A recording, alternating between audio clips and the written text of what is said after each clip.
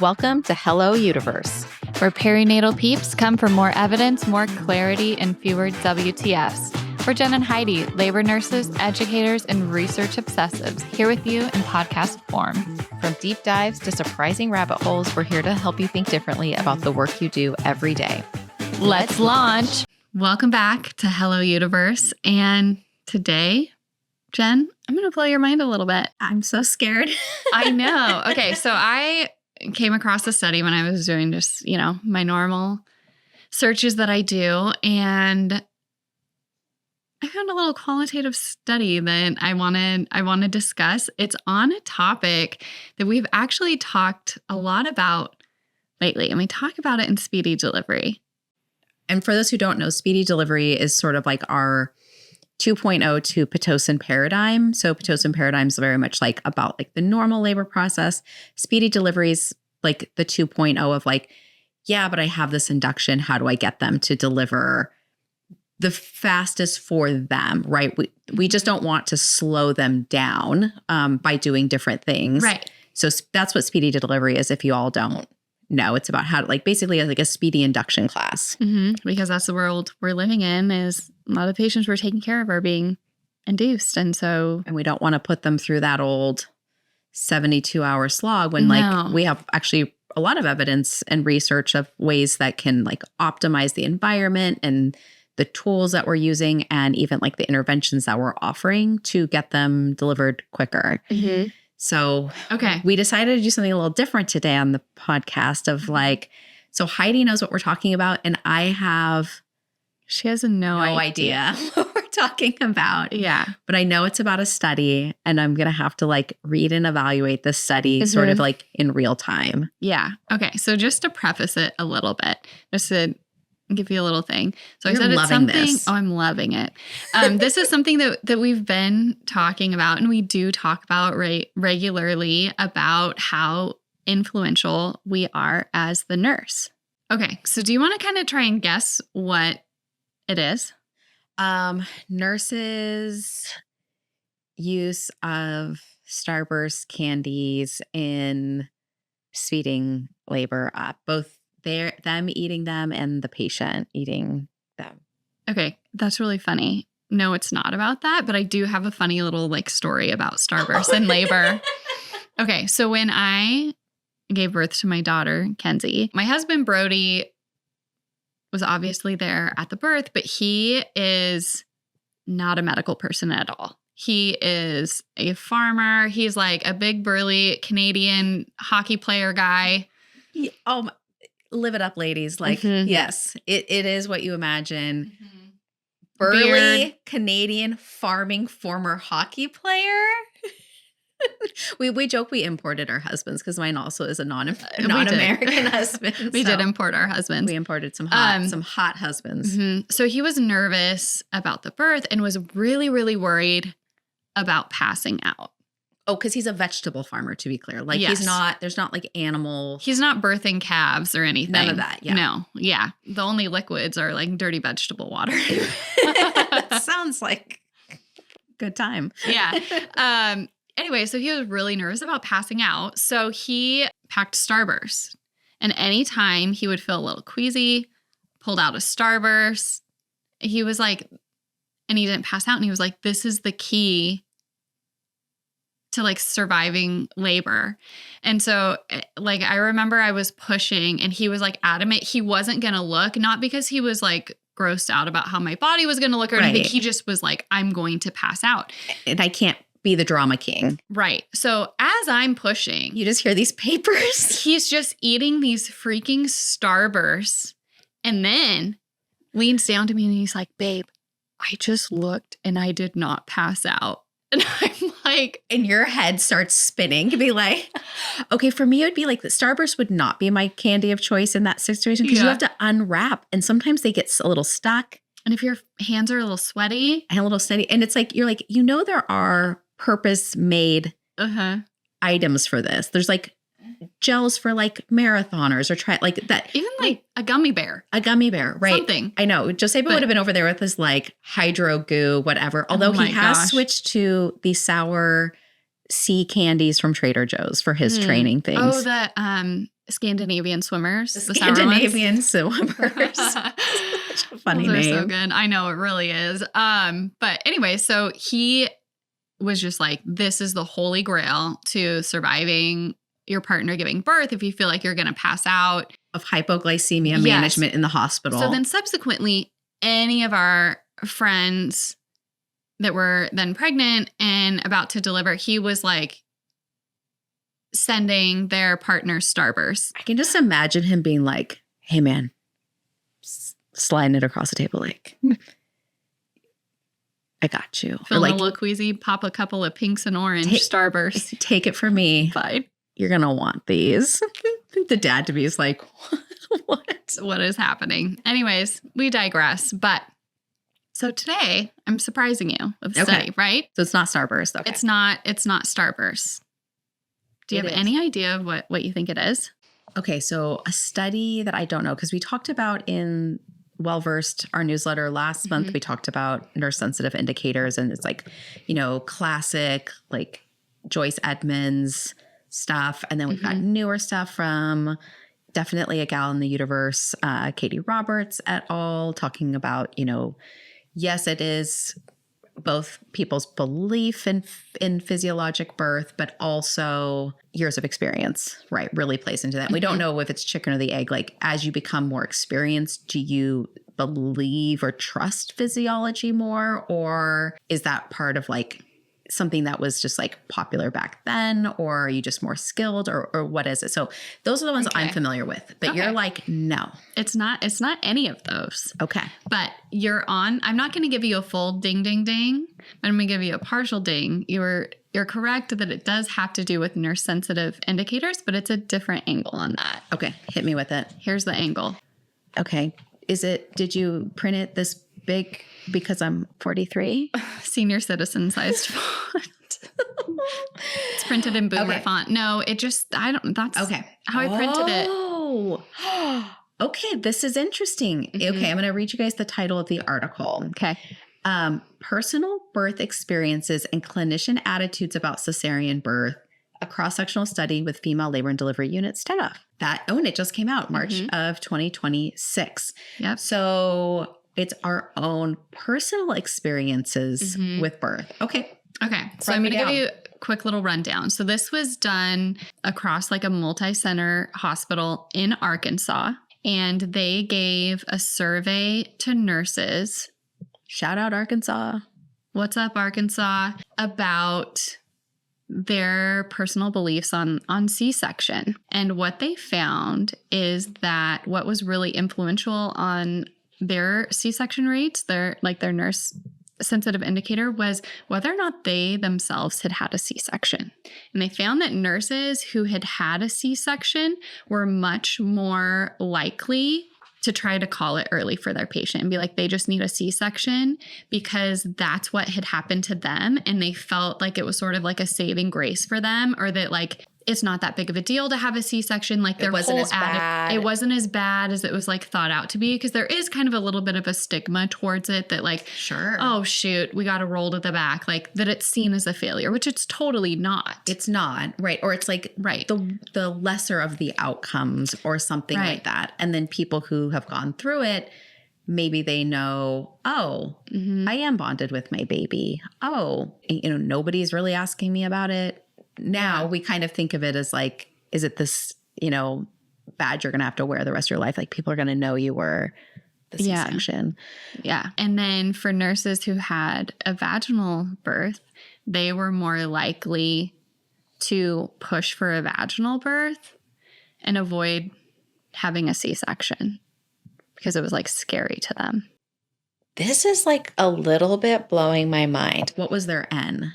So there were 331 that ended up being included in this qualitative study.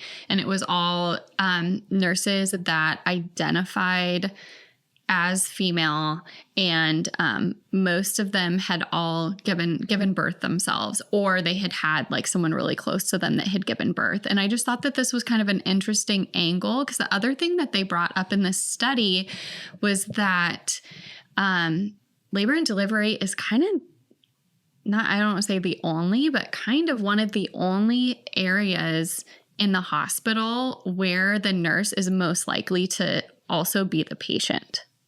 Right. It's not like nobody thinks if you're, an oncology nurse like they do in labor and delivery, our patients ask us, have you given birth? Yeah. Nobody's asking their oncology nurse and expecting a yes with the frequency. Yeah. Have you also had cancer? Have you had a quadruple bypass yourself? Yeah, exactly. So there is that. And I know I was both a newer and a younger nurse. I worked my first 10 years not having had a baby. But people would ask like, oh, do you have children? And at the time I had a dog named Cosmo, which for Portland is like a unique name, but not weird, right? If I had said Biscuits or something like that. So my dog also was named Cosmo. So I could just be like, oh yeah, I have a 3-year-old named Cosmo. Oh, wow. Because it's important sometimes to our patients. Yeah. They're kind of like, am I just like out to sea alone in this? Or, it kind of creates this point of connection. Like, okay, she's been through this. She looks mostly okay. I'm going to be okay. Right. Well, we turn into their birth support person. We really do. Their quasi friend. I mean, I didn't have when I worked med surg patients being like, oh my God, we could totally be friends outside of here. But how often does that happen at the hospital? And we feel that way too. There's certainly patients you'd be like, okay, that patient was cool.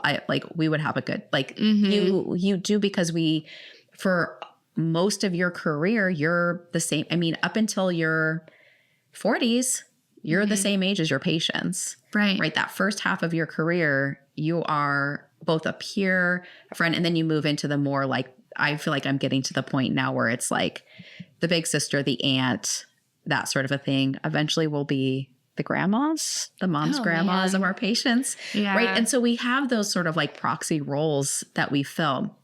But this angle, what's coming to my mind of our experience is that there's something I call it evidence-based bias, which is our own biases that we bring to the evidence-based process, where also known as cherry picking or selection bias, which is we are going to more heavily weight the things that fit our perspectives or our worldview or that confirm what we know or believe. And so before I had a baby, it's hard to even think back. Like, what was I influencing patients one way or another versus today?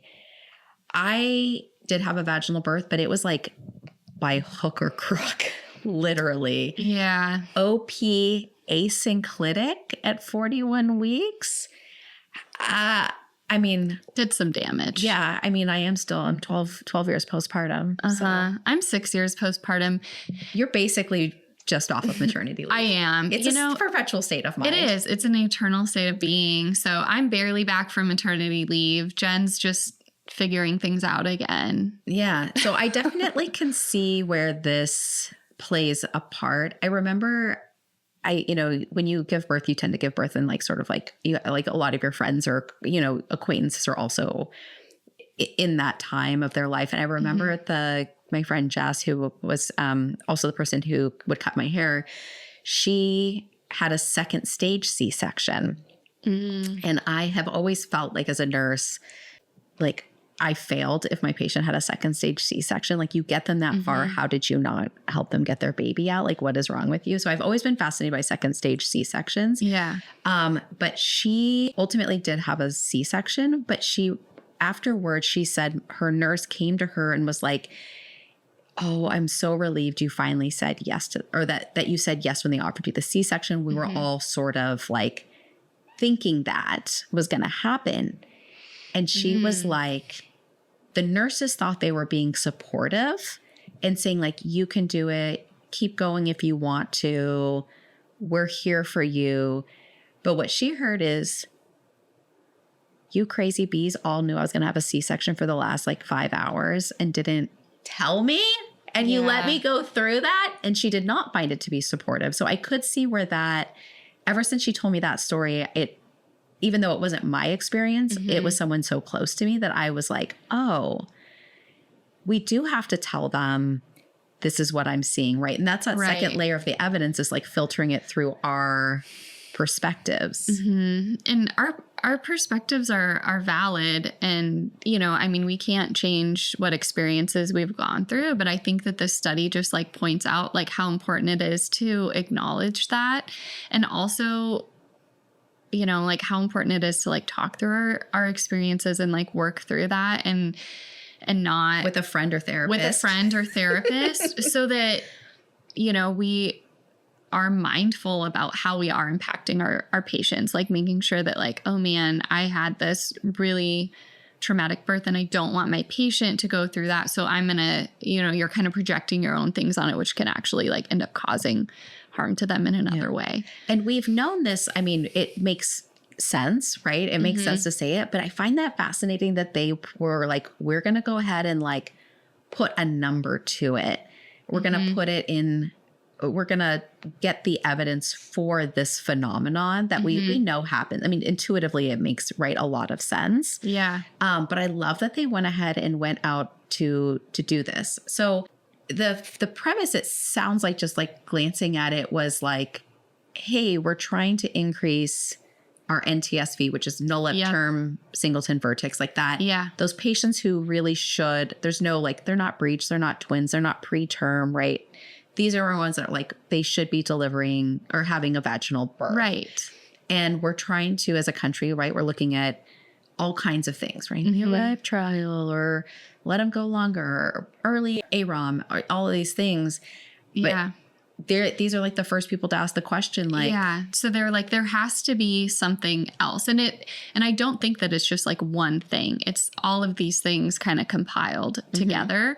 And so they were kind of like asking the question, like, like, okay, everyone is so focused on lowering C-section rates, and we say that nurses are impactful on that, like, but why? What's another thing? Because we've talked, as you had mentioned before, we've talked about experience and years in the specialty, and the nurse's own belief on physiologic birth, and where that comes from. And then a lot of it does like stem from our own experience. The other thing that I thought was interesting is, did you know that there's not actually like a published number of like how many labor and delivery nurses have actually given birth?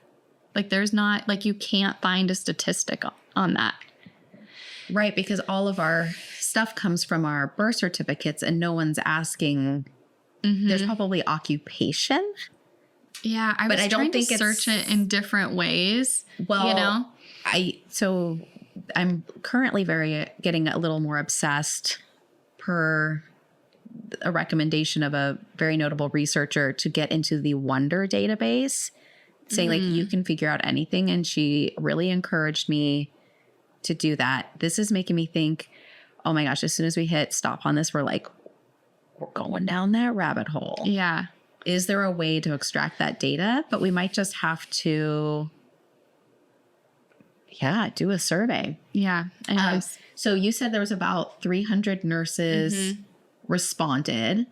Oh, it's staff. It was nurses and physicians. 10% were physicians.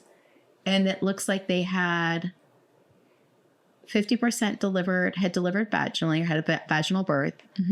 20-ish% was C-section only. 9% was both. So they'd either had a vaginal birth and then a C-section, or a C-section and then a vaginal birth. It doesn't say which, though. And then, because that would be interesting, of like patients who had VBAC'd. Right. Were they different? And then no experience were 20%. So interesting. And they found the ones that had actually like experienced both were more cognizant of unit culture, of like, oh, like this provider or whatever tends to C-section their patients a little bit more, or they were just like a little bit more aware of like, they were your Switzerlands. Yes. They were your neutral party. Yeah. So really they had seen it both ways. And they truly were. So, gosh, wow, this is such a great study. So you had said that is this qualitative or quantitative? It was qualitative. Yeah. Okay. So they had a survey, but then they could also like measure it. Yeah. They could do written responses. Okay. So it's a labor culture survey, and they used a bunch of subscales. What a smart. So I'll just say who the researchers are. Shout out to researchers Tawari, Van Gompel, Seelig, Manning, Smith, Greenfield, and Callahan Koru. They're onto something here. You were onto something. How novel and unique, and like touches on evidence-based bias. And also another thing that we tend to talk a lot about is that we do not make decisions based on data. We all think we do. I'm so neutral. I'm so, whatever the best evidence. I'm evidence-based. I'm going to give evidence-based practice. No. We make decisions based on how we feel about the data, unless we really, really reckon with these biases that we all have. Yeah. But one I probably would not have considered was that. To be totally transparent and honest, I do value the physiologic process. Yeah.